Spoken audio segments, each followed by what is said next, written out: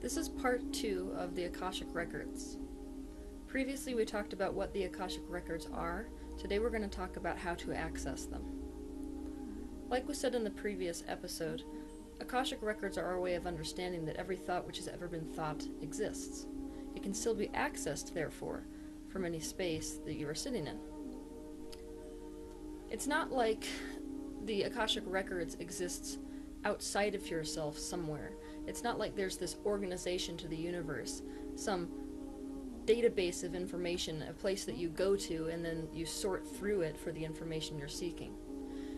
The information in the universe, and information is really just vibrations, exists in quantum mode, meaning there is no real organization to it. You are in fact interacting with the Akashic Records all the time. Anytime you have a flash of insight, anytime you're accessing intuition, it's because you have access at all moments of the day to the Akashic Record and interacting with it. Everyone, therefore, has access to the Akashic Record. Finding the information you seek from the universe itself is a matter of tuning yourself to the frequency that that information is at. So, accessing the Akashic Records is really a matter of raising your vibrational frequency so as to be a match to a more objective perspective. A perspective which is unlimited by space, by separation, and by time. I like to think of it like tuning a radio dial to the information that you seek. In other words, the frequency of your very desire. The less resistance you hold, the higher your frequency will naturally become, because you're going to be allowing your higher perspective, the perspective of your higher self, to flow through your physical body. It's behoove us to understand resistance at this point. You can understand resistance by understanding a radio channel. Everything in this universe is being arranged, therefore put into your experience, because of vibration. Vibrations are always being matched. You can only experience that which is a vibrational match to you. And so, in order to receive what's being broadcast on a radio channel, say 98 AM, you have to turn your radio channel first, the dial which is existing within you in your own vibration, to that exact frequency. And so, resistance looks like tuning it to anything less than that which you are desiring. So by tuning your frequency to 97 AM, if you want what's on 98 AM, you are in resistance to 98 AM. So what does resistance look like? Resistance looks like holding any thought which vibrates at a different frequency than your desire or source itself. So anytime you're thinking a negative thought, that's resistance. Anytime you are holding yourself vibrationally out of alignment with the very thing you seek, as if it isn't already, you are in resistance. You must be in the vibration of the answer to receive the answer. What this means is, if you ask a question and you're still vibrating with the question, which looks a lot like a vibration of confusion, you aren't a match to the answer. So in order to get an answer from the Akashic Records, you need to put yourself in the vibrational space of either having the answer already, that means think about what it would feel like if you had that answer, and put yourself in that vibration, or it means moving into a space of complete allowing or trusting of the universe, being that you give out a question, and then you put yourself in the space of open receptivity, and in that space, trusting that you will receive the answer. Both of those are allowing states. Though you can make accessing the Akashic record a goal?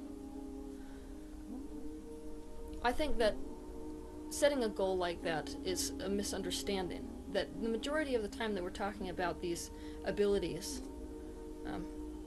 spiritual abilities like accessing the Akashic record, going out of body, it's all really a byproduct of spiritual development. Meaning that when you're finding harmony between the conscious reality that you're living in your individual physical perspective and the thoughtscapes which exist outside your physical perspective, that harmony is going to create this type of resonance which makes it very easy for you to access this more objective perspective where all of the information present within this universe exists. If you're focused on confusion, you are disallowing knowing.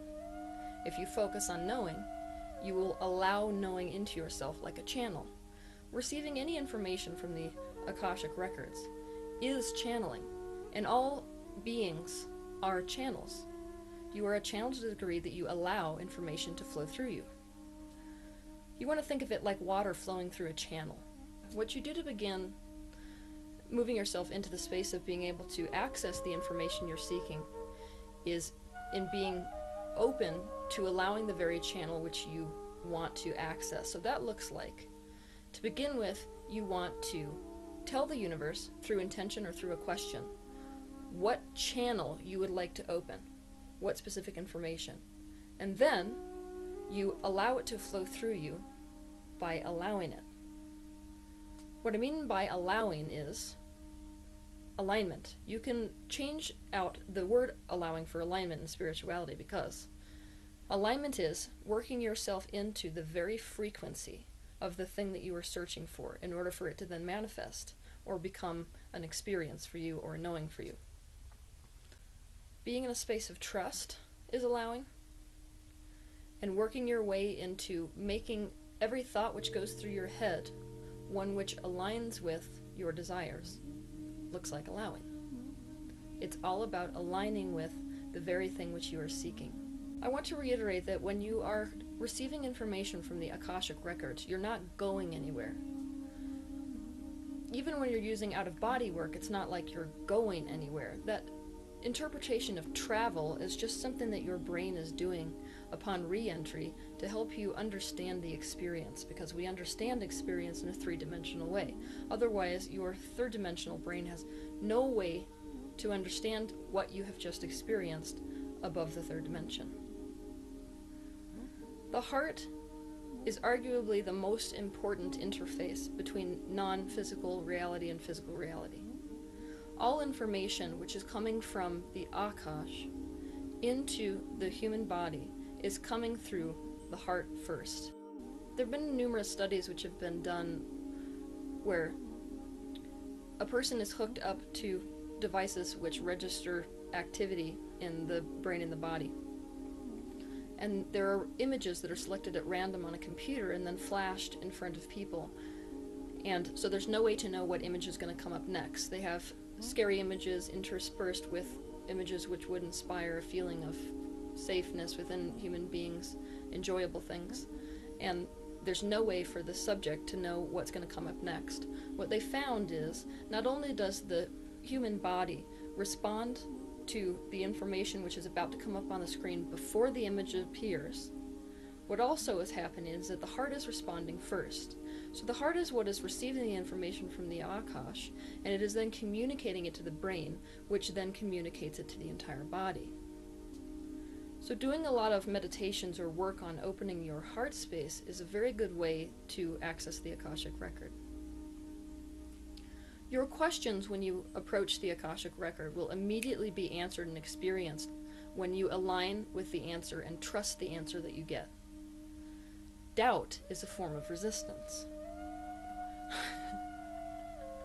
Just like a muscle, training takes repetition. So we're training the brain to line up with that which is beyond the brain.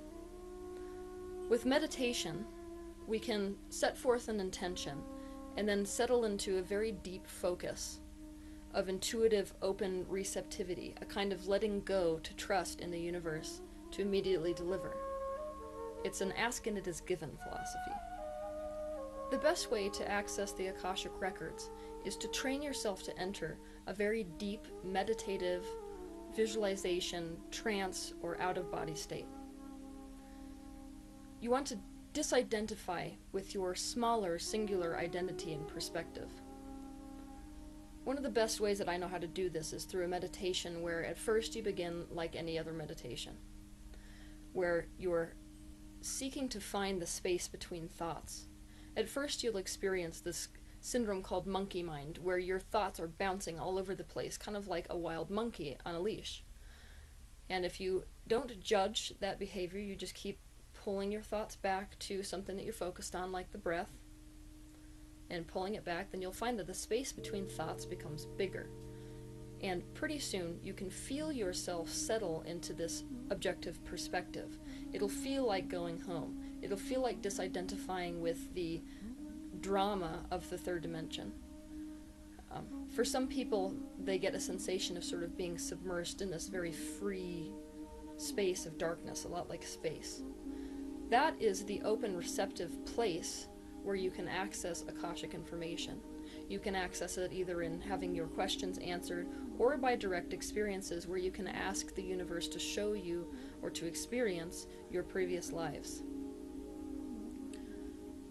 I had somebody tell me once, because I was having a difficulty with breathing, because when you're talking about meditation, a lot of people talk about using your lower abdomen for breathing, and I was having a really hard time with that. It was borderline uncomfortable.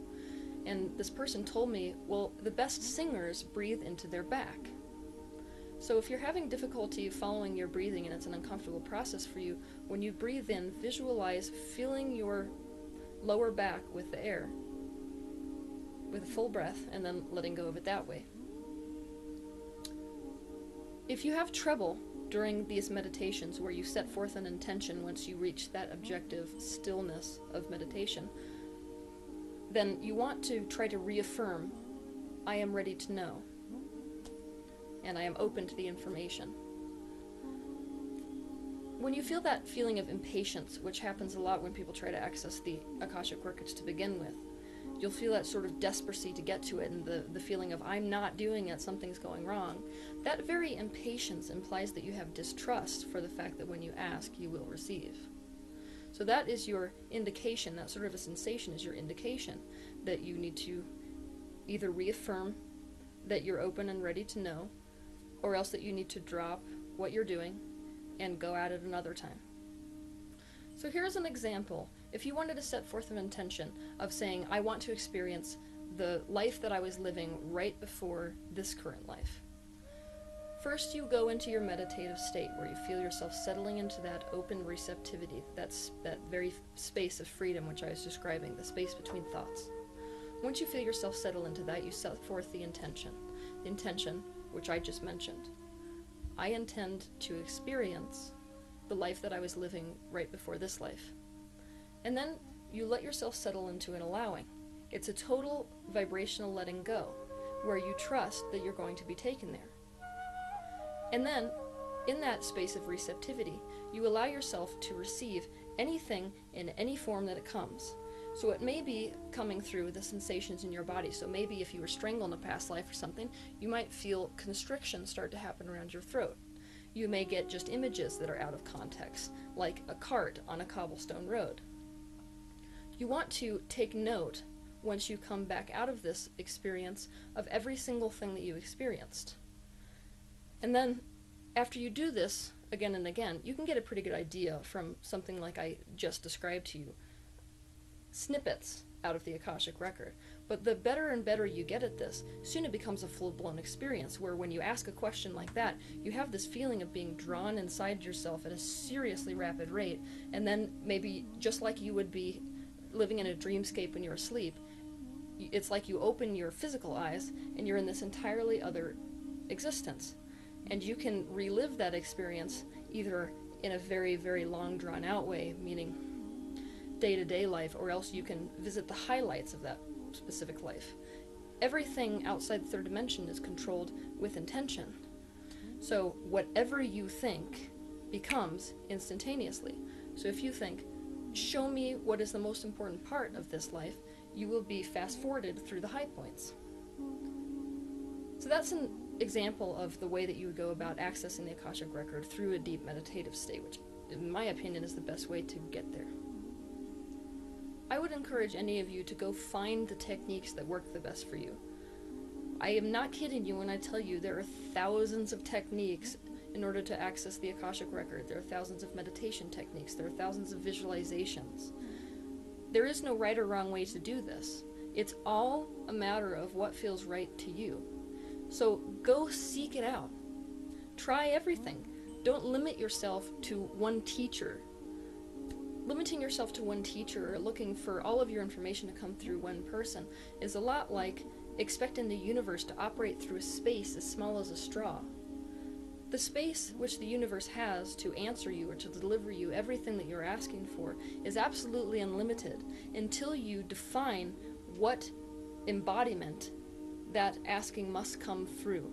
We make the same mistake in relationships. We say, my love must come through this one person. So you've now restricted the universe to operating through a very tiny point. We can do the same thing when it comes to accessing the Akashic record or improving our spiritual practice. We can limit ourselves by expecting it to come through one venue or another venue. So go experiment. And if you have any other questions relative to how to access the Akashic record, feel free to write me. I'll see you next week.